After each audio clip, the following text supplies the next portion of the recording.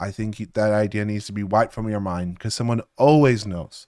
Then there's the idea of the AI bubble, and lots of people are worried about this AI bubble. And honestly, I could combine AI bubble with AI debt, right?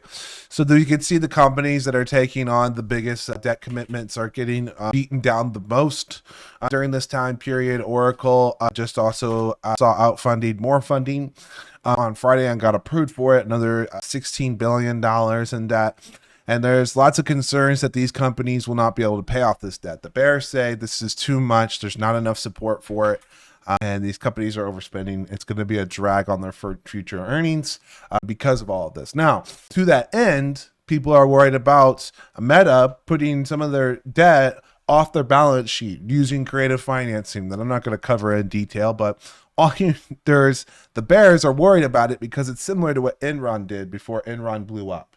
If you are familiar, Enron was, a very large company that blew up during the '08 crisis, and it took a lot of people off guard. It's important to note that when I say it took a lot of people off guard, that are, even the anticipation of the collapse of the housing crisis or the fact that .com was a bubble, a lot of these narratives get changed and recreated by people on social media. But the reality is that Wall Street typically knows about all these things well before ahead. Okay. The idea that no one knows what will cause a crash.